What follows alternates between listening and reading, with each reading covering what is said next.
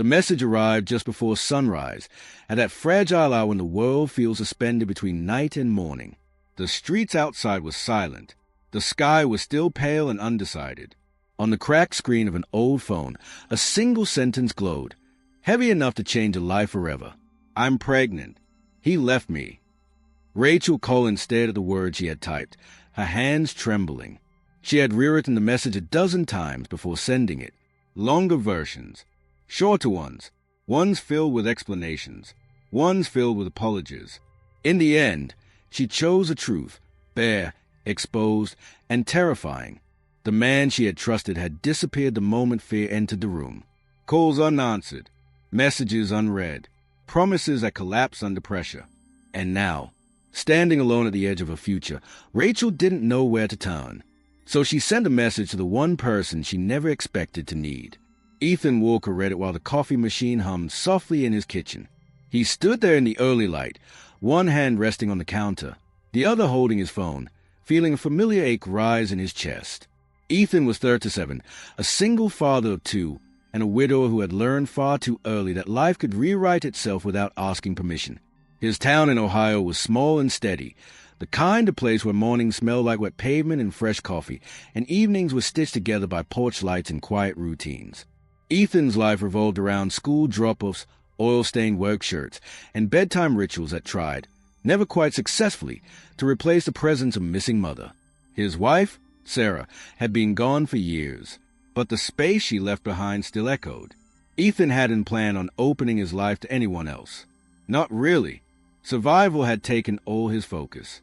His children, Noah and Grace, needed him anchored, predictable, strong. Love felt like a risk he couldn't afford.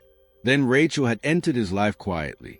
They met through a community fundraiser, just polite conversation at first. Then coffee, then long walks by the river, where the water kept moving even when everything else felt stuck. Rachel carried herself with careful confidence, the kind built after loss. She worked at the county office in a nearby town and smiled like someone who knew what it meant to rebuild. They never rushed. They never promised forever. But now, this... Ethan reread the message slowly. The easy response came immediately to mind. He could offer sympathy, kind words, distance. He could protect the fragile stability he had spent years building. He glanced at the framed photo on the counter, Sarah's smile frozen in time, gentle and knowing. For a moment, it felt as if she were looking back at him, reminding him of something he had nearly forgotten. Love was never meant to be safe. Ethan didn't answer right away. He watched the steam rise from his mug. He listened to the soft breathing of his children upstairs. He let fear and compassion wrestle inside him. Then he typed back. His reply wasn't dramatic. It wasn't heroic. It was honest. "You're not alone. I'm here. Come inside." Rachel read the message sitting in her car at the edge of Ethan's town, hands shaking on the steering wheel.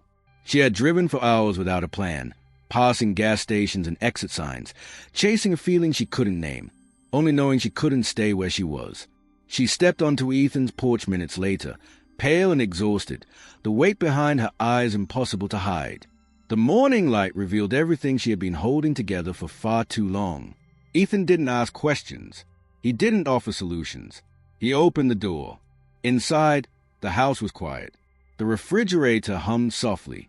Footsteps shifted upstairs as his children slept on, unaware that their world was changing. Rachel's tears came without drama, quiet, steady, unstoppable. The kind that appear when strength finally runs out. Ethan sat with her at the kitchen table, letting silence do the work words could not. He didn't promise answers. He promised presence. And that single choice, made in the stillness of dawn, became the first step toward a future neither of them could yet imagine. The days that followed were cautious, deliberate, and fragile in ways neither of them fully understood. Rachel moved through Ethan's home like someone learning a new language. She spoke softly, apologized too often, and carried gratitude in every gesture. She didn't assume. She didn't demand. She simply tried to exist without being a burden. Ethan noticed everything. He noticed how she folded her hands when she Saturday, how she waited to be invited into conversations, how she stared at the floor when she laughed, as if afraid of taking up too much space. His children noticed too. Noah, 10 years old and quietly observant, asked questions with his eyes before his words. Grace, 7 and emotionally fearless, sensed the shift immediately, an extra place at the table. New routines forming like cautious bridges. Rachel attended her first doctor appointments alone, then with Ethan waiting in the car, then, eventually, with him sitting quietly beside her, present but never presuming. In a town that measured time by football seasons and church calendars, word traveled fast. Some people whispered. Others showed up with casseroles and K-ful smiles. Ethan learned, once again, that compassion wasn't passive. It required endurance. It required a willingness to stand still while others formed opinions. Rachel learned how to breathe again. The pregnancy was not easy. There were nights of nausea and mornings filled with doubt.